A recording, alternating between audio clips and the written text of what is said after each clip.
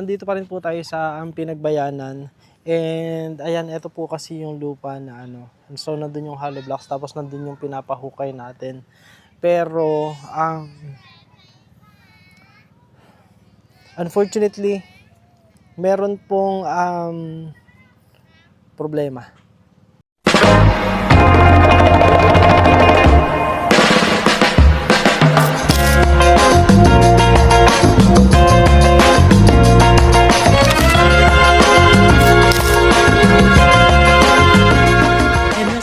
Magandang araw po sa inyo lahat mga kababayan. Ngayon nga po ay nandito tayo ngayon sa farmhouse, pero kahapon lang ay kakadating po namin galing ng Calatagan.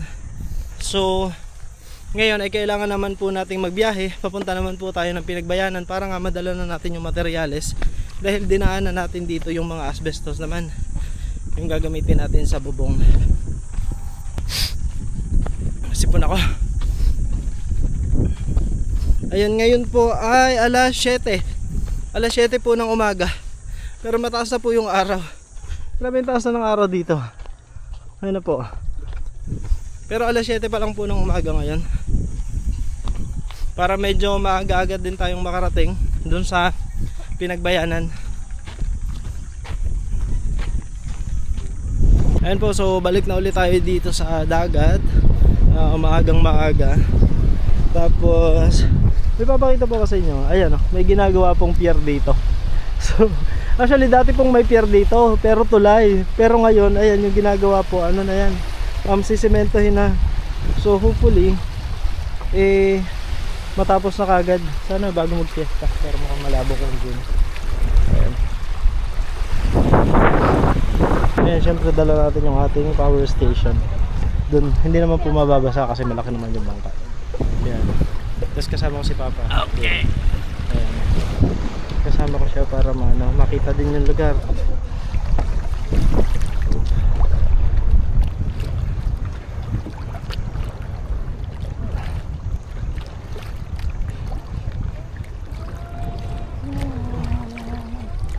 Yung mga gumagawa ng pier, naghahakot sila ng ng bato. Saan kinukuha yung bato na yan? Hanggang? Hindi. Sa Tabi. Tabi? Yung buhay yan. Batong buhay. Sa Galasan daw po kinukuha yan, doon sa ibang parte ng Talautaw.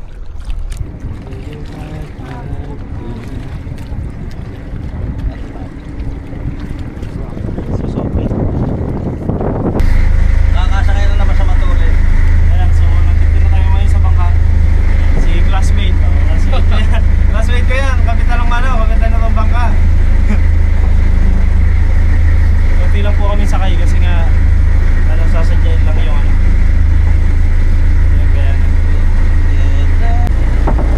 Ayan po, so nandito yung mga steel bar sa nandun sa taas. Tapos yun yung mga asbestos naman, dinaraan nila para hindi mabasa. Tapos nandito naman yung mga plywood. Saka yung ibang asbestos pala nandito din sa taas.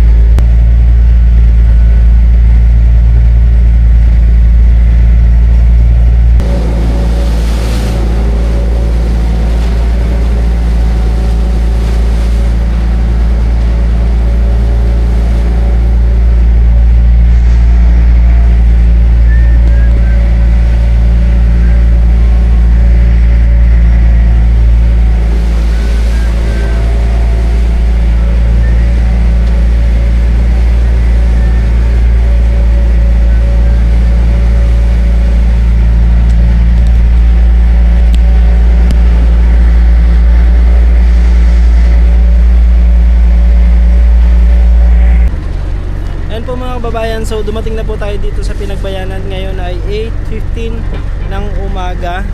And ayan o. So medyo maano na, matingkad na yung sikat ng araw. Kani-kanina lang nagkakape pa ako sa farmhouse. Ngayon nandito tayo sa Pinagbayanan. So, ayan. So kailangan nating magbaruto ngayon. Ay, medyo malayo-layo ng konti. Hindi na, sad-sad na yan? Sumad-sad na? Ay, ano, kargado. Kung dapat ano.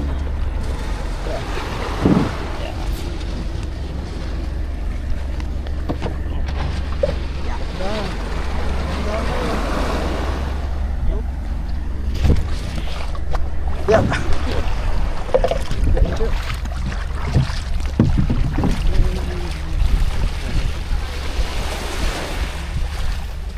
Ha? Layo ng padpad.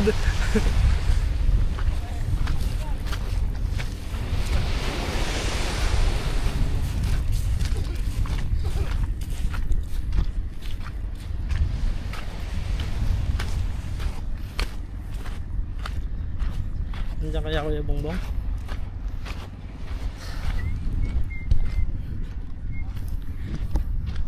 Ayan, so balik Pinagbayanan po tayo.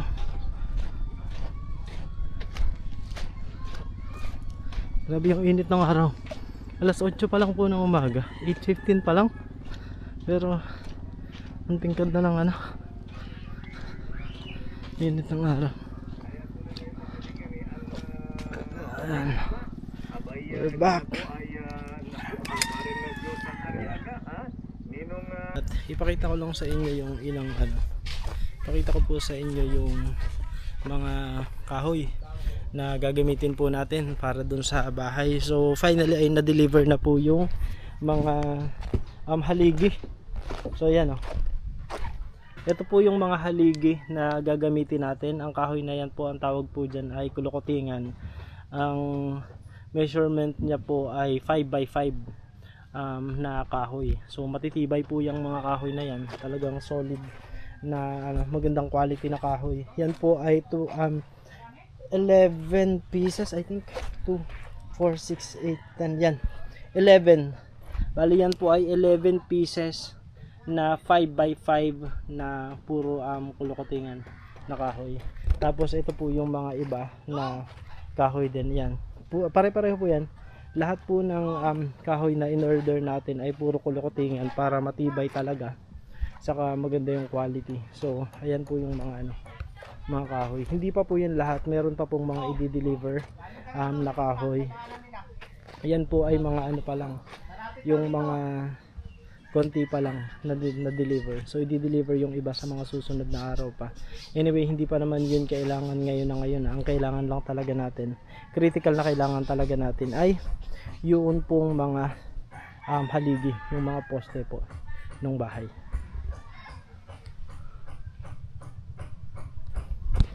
Tapos maya maya po ay ibababa na nila yung mga naman, ibababa na po nila yung mga pangarga natin, mga simento, steel bar, plywood, at saka yung asbestos na bubungan.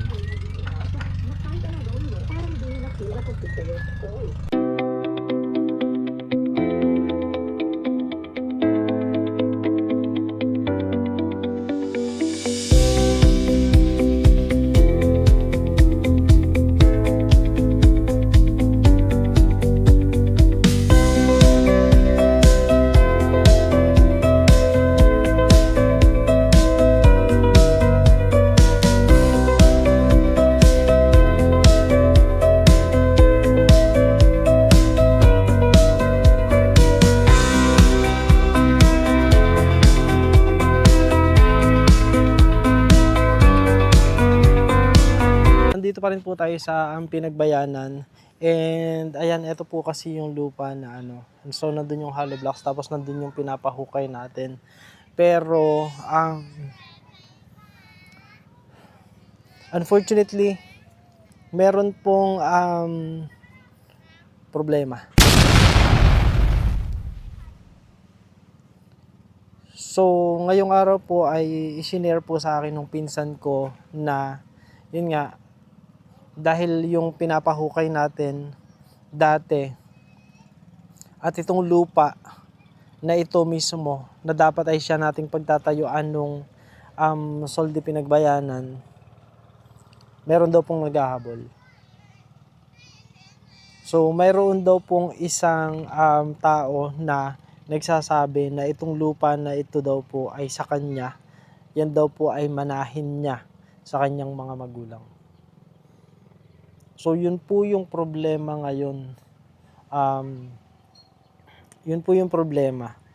So, hindi po natin siya pwedeng ipatuloy dito ngayon at sa mga susunod na araw. So, yun po yung pinag-usapan po namin kanina ng pinsan ko, kasi mukhang magiging mahabang usapin pa po itong lupang ito. Kaya naman nag-isip po kami ng alternatibo na solusyon kung paanong hindi maapektuhan yung atin pong pagpapagawa noong tuluyan ng mga estudyante. So ang pinagkasunduan po namin ay doon na po namin itatayo. Doon na mismo sa kanilang lupa, doon na mismo sa harapan noong bahay nila, namin itatayo yung bahay na ipapagawa po natin. Kasi hindi na po natin pwedeng hintayin dahil anong petsa na po ngayon, malapit na yung pasukan at magtatag-ulan na rin. So kailangan na po talaga natin siyang maipagawa, at kung hihintayin po natin yung usapin dito, masyado pong matatagalan. So sabi ko, habang hinihintay or habang gumugulong yung usapin tungkol dito sa lupang ito, kailangan nang maitayo yung bahay. So doon na po namin itatayo, doon sa pwesto na yon, dito sa lugar na to, dito sa may kubo na to. Ayan. So dito sa area na to, dito na po natin itatayo yung bahay. Dito sa area na to. So ang mangyayari, dahil 12 by 8 yung kailangan natin para dun sa bahay, kailangan natin maipaputol to. Itong maliit na nyug na ito. Itong isa lang naman yung maapektuhan. Kasi etong isa naman, yan, patay naman na yan ang nyug. So okay na yan. So dito na lang natin siya itatayo yung 12 by 8. Sinukat na namin to kanina. And okay naman. Kasya naman siya dito. Yung kailangan natin na sukat para dun sa bahay. So, ayan. So, naghahakot pa po sila ng mga yung mga asbestos naman na 8 feet. Kasi yung nasa baba is mga po yan, 10 feet na 34 pieces. Tapos yung itong maliliit na to, yan naman po ay 8 feet naman po yan na 17 pieces. Tapos nandito na nahakot na nila lahat yung steel bar. So hinihintay po natin na mahakot pa yung iba, yung plywood saka yung pinolik board naman, para yung pinolik board po kasi yun yung gagamitin para dun sa plataforma ng mga haligi. So naibaba na din kanina yung mga drum na kailangan, saka yung hose. Hindi ko pa nakita yung hose, pero i-check po. So yun po mga kababayan yung gagawin natin.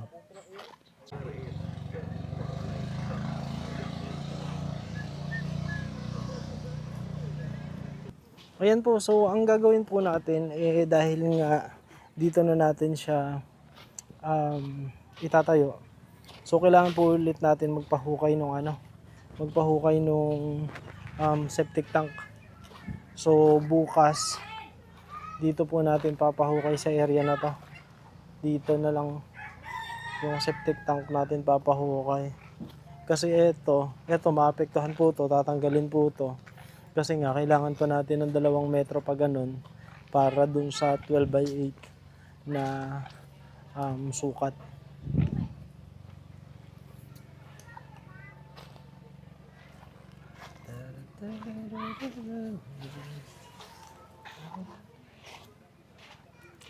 Na na ulit yung yung unggot na baba na ulit.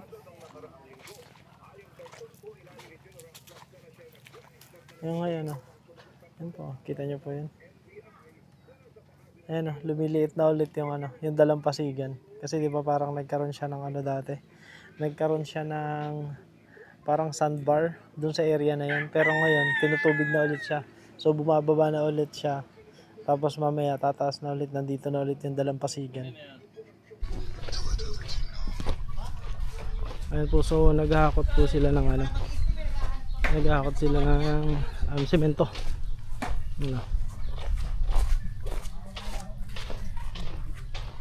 Tongit, kumusta? Okay lang. Sino yung kasama mo? Ha? Sila Lod. Ayan Ayun ako ang si Kuya Bongbong. Anong isda yun, Kuya? Biliasan. Biliasan. Biliasan. Sariwa.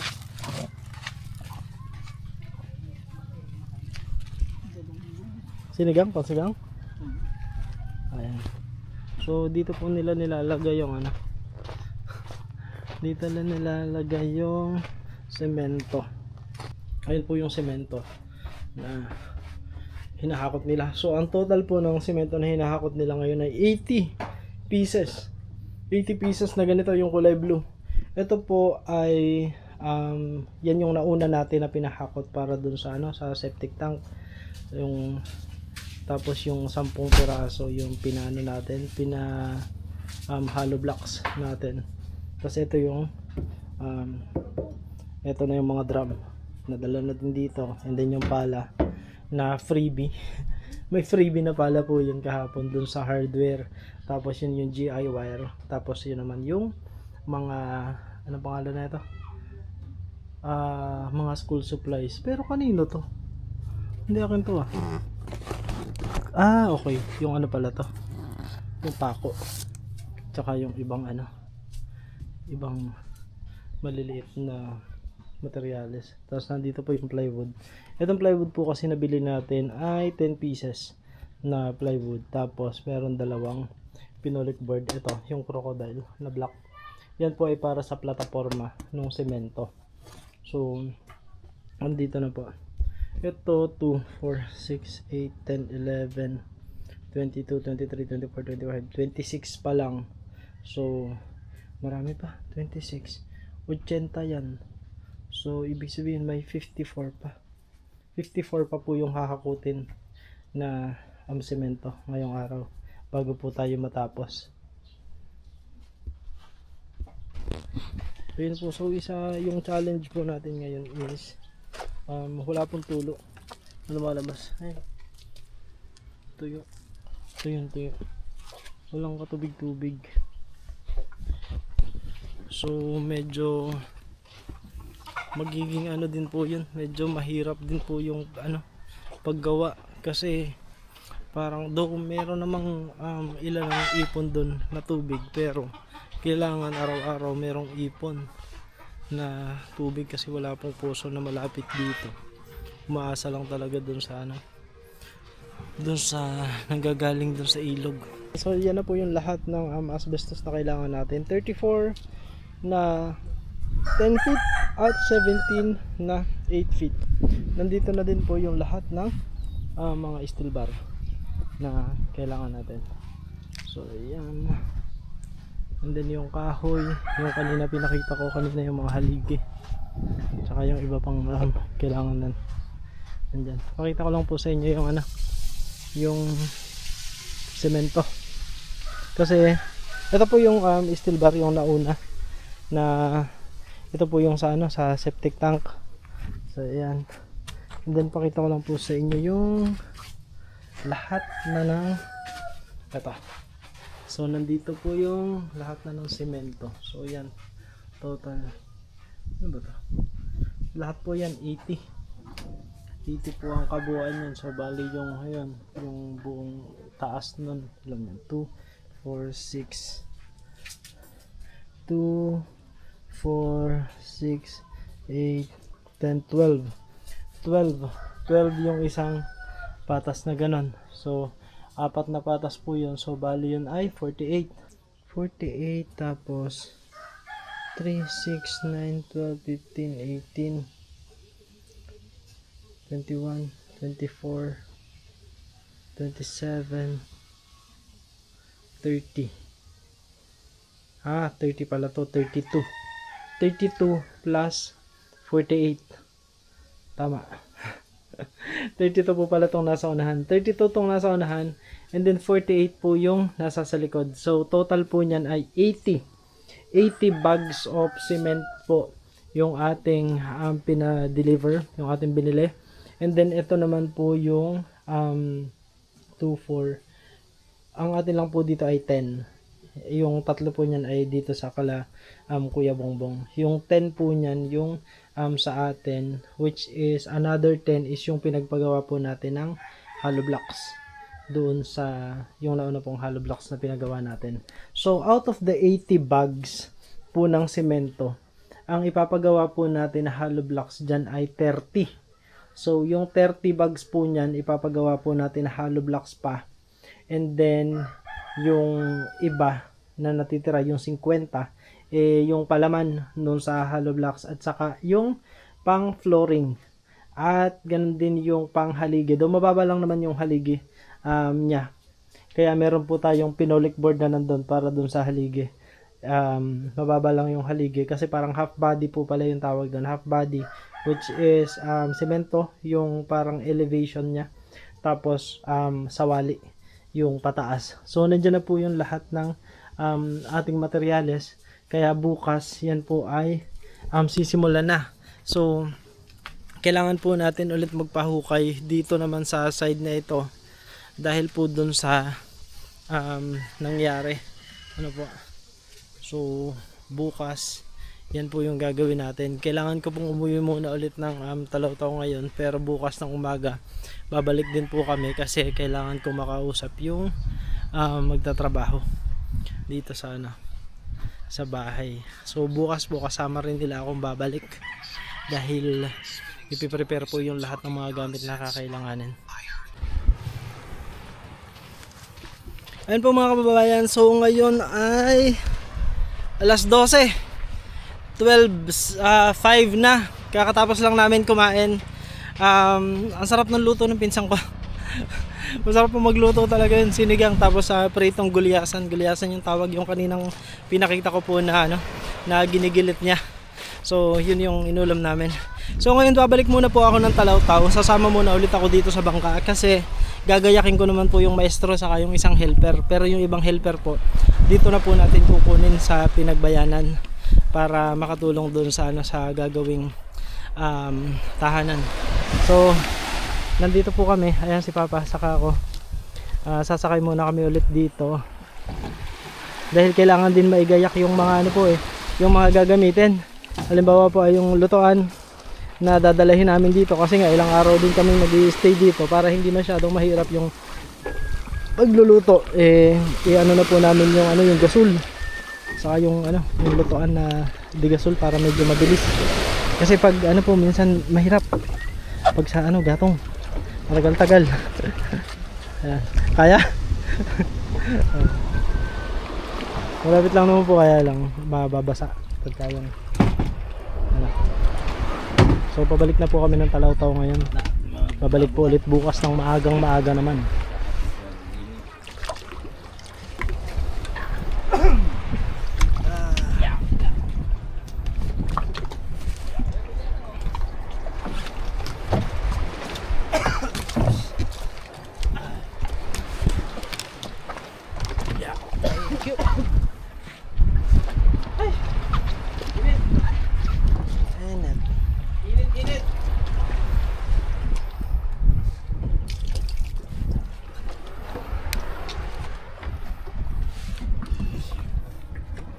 Ayan, so biyahe muna po ulit kami nang pabalik naman ng Talaw-Taw. Bili lang ng tubig talaga